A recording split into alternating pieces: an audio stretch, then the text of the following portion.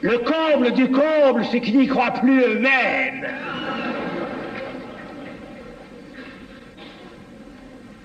En quoi ils ont tort?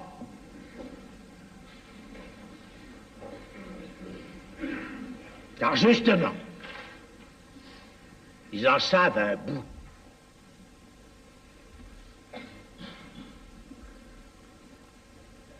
Se moquent exactement comme pour l'inconscient, dont c'est la véritable définition. Ils ne savent pas qu'ils le savent.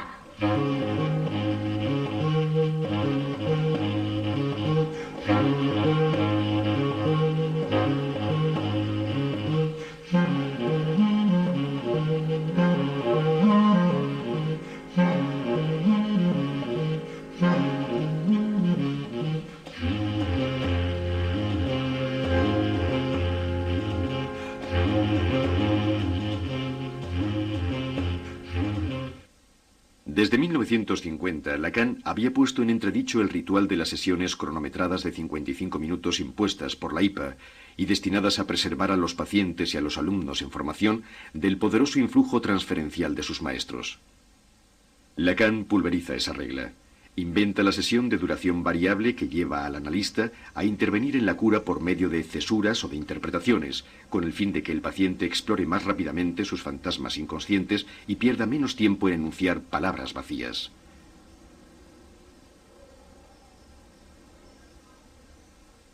En 1971, profundamente afectada por el suicidio de su hermana, la psicoanalista portuguesa María Bello decide realizar con Lacan una segunda etapa de análisis. Creo recordar que fue una de las primeras veces que me referí al fallecimiento de mi hermana. Estaba llorando mucho y no tenía pañuelo. Él se dio cuenta y salió para traerme uno. Y bueno, yo me quedé con él, porque era un pañuelo de verdad, no un pañuelo de papel como hacen ahora. Era un pañuelo de mujer, de encaje, un pañuelo muy bonito. Así que me lo llevé para lavarlo y devolvérselo la próxima vez. Y me di cuenta de que era un pañuelo muy antiguo, porque estaba un poco rasgado y era de seda.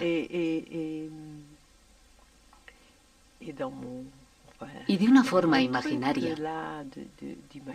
de transferencia, pasé algún tiempo, no sé muy bien cómo se dice en francés, arreglando aquel pañuelo, haciendo una especie de encaje alrededor de aquel desgarro, que de hecho tenía mucho que ver, de una forma simbólica, con el desgarro que me había llevado hasta él.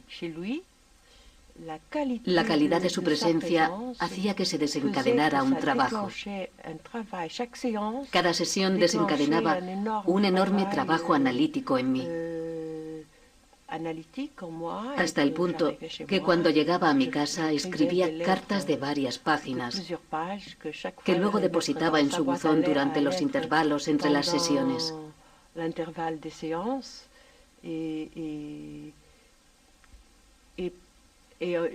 Creo que todo lo que había hecho hasta entonces, pues ya había hecho algunos años de análisis, que todos aquellos años habían sido como una preparación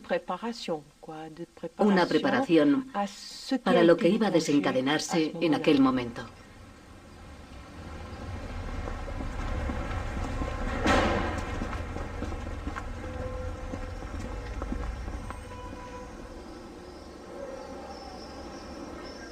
A la edad de 70 años, angustiado por no haber dedicado bastante tiempo a transmitir sus enseñanzas, Lacan comienza a realizar sesiones analíticas a todos los discípulos que le profesan un amor incondicional. Sin justificación clínica, transforma progresivamente la experiencia de la cura en un laboratorio de lo extremo y acaba reduciendo la duración de la sesión a unos pocos minutos.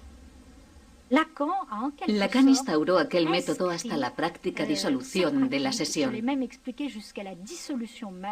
Primero porque En su situación de maestro solicitado, no podía rechazar el análisis a ninguna persona.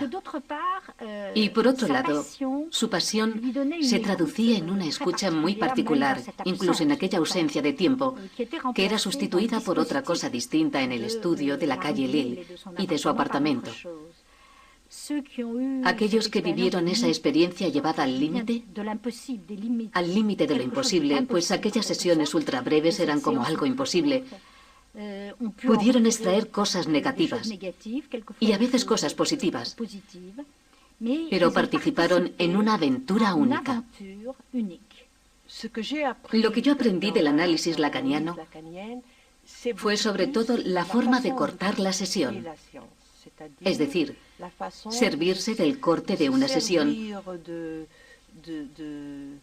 como una forma de interpretación o como una manera de hacer sentir, comprender y escuchar a un paciente lo que acaba de decir o lo que está diciendo. También pienso que lo que Lacan hacía con aquellas sesiones tan cortas estaba muy relacionado con lo que él era. Si pensamos en aquella época, la época dorada, aunque yo no conocí cómo era antes, en aquella época dorada de la escuela freudiana, donde era prácticamente un mito, y mucha gente lo mitificaba. Lacan sentía la necesidad, en términos de transferencia, de hacer reaccionar a la gente, de hacer cosas que ninguna otra persona ha podido hacer después. Le transfert, c'est l'amour. Vraiment et simplement. Alors, pourquoi est-ce qu'on aime un être pareil?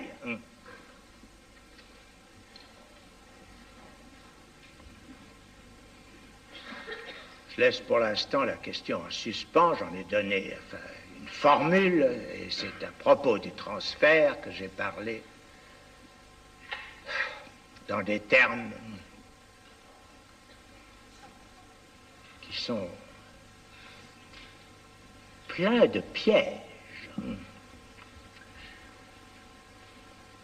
Comme d'habitude. Comme dans tout ce que je dis, bien sûr. Pourquoi dirais-je autre chose que ce dont il s'agit, justement, dans ce qu'il en est de l'inconscient?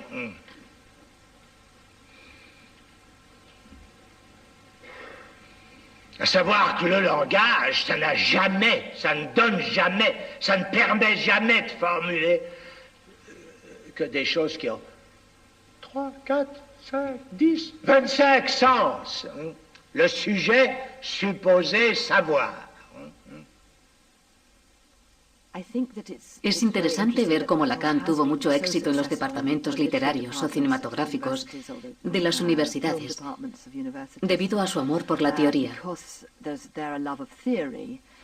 mientras estuvo marginado clínicamente en el mundo anglosajón en general. Hay razones bastante complejas para esa marginación clínica de Lacan. Por el lado positivo, su teoría ejerció una enorme influencia en el mundo universitario. Sin embargo, por el lado negativo, fue realmente denigrado por su trabajo clínico. Seguramente era un clínico difícil y durante el desarrollo de su práctica sucedieron algunas cosas que le valieron una mala reputación. En Inglaterra corrían muchos rumores sobre el número de suicidios. La sola idea de que Lacan trabajara coqueteando con la psicosis asustaba a la gente. Y lo cierto es que lo hacía. Su práctica clínica, a imagen de su concepción teórica, estimulaba en cierto modo el lado psicótico. Aquello se consideraba muy peligroso. Y seguramente lo era.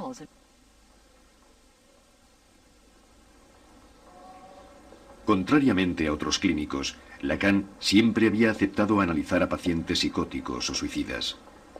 Y a veces no conseguía evitar el paso a los hechos.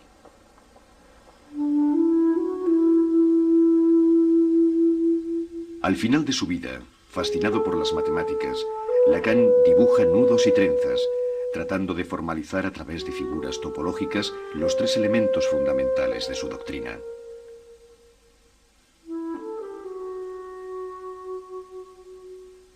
Víctima de problemas cerebrales, Lacan va perdiendo progresivamente la palabra delante de los oyentes de su seminario.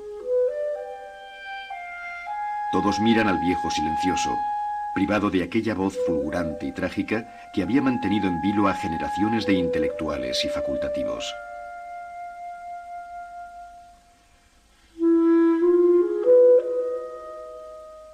¿Qué pretendió hacer en aquella última etapa?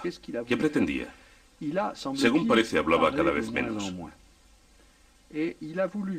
Por medio de ese silencio, y usando cifras y números en una especie de extraño pitagorismo, al parecer quiso poner de manifiesto no solo el rigor de las estructuras del inconsciente, sino lo real en sí mismo.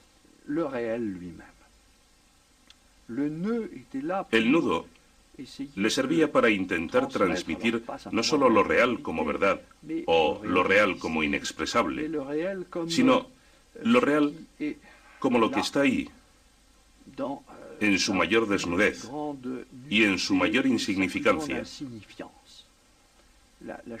La caída de una cuerda y al mismo tiempo su enrollamiento. ¿Qué queda cuando eso se deshace? Una nada. Una nada, no la nada, una nada. Y al mismo tiempo esa nada forma la cosa más compleja. Es decir, todos esos nudos del lenguaje a los que estamos atados y que tejen nuestra vida.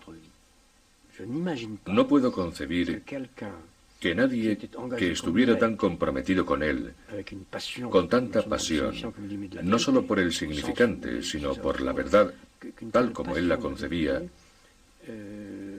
esa palabra, con tanta pasión por la verdad, siendo tan difícil hacer entender el propio sentido de la palabra verdad, no puedo concebir que una persona así pudiera vivir de otra forma que no fuera trágicamente. Y justamente eso me ayudó a evitar cualquier respuesta agresiva hacia Lacan.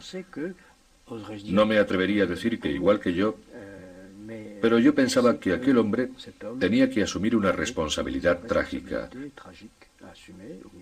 La responsabilidad de asumir una tragedia.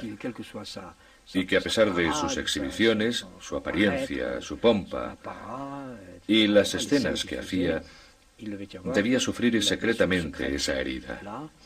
Y yo lo sentí, o al menos lo presentí y lo respeté. Seguramente fue el que mejor y de la forma más moderna supo plantear los lazos del hombre con la verdad de su deseo desnudo. La cuestión de lo real. La cuestión de la violencia en la historia, el hombre en Auschwitz. Como los teóricos de la Escuela de Frankfurt, Lacan evocó sin cesar la capacidad del hombre para ir muy lejos en la destrucción de sí mismo. O sea, que vivió lo que Freud había presentido. Lacan es también la pérdida de las ilusiones en la revolución. Era algo muy importante. ¿Qué quedará cuando hayamos perdido todas las ilusiones del compromiso revolucionario? Lacan es un pensador escéptico, es verdad, pero al mismo tiempo apasionado. El compromiso, la posibilidad de creer en algo, es decir, en el deseo, aún existe, y por eso no hay por qué desesperar al sujeto. Pero lo único que puede contar es la ética del deseo, pues es lo único que nos queda. No luchar contra nuestro deseo, ese es el heroísmo moderno. La mort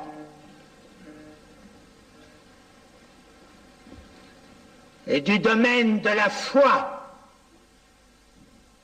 Vous avez bien raison de croire que vous allez mourir, bien sûr.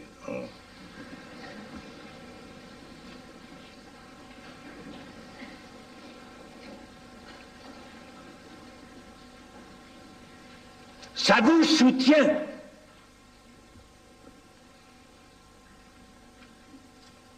Si vous n'y croyez pas, est-ce que vous pourriez supporter la vie que vous avez?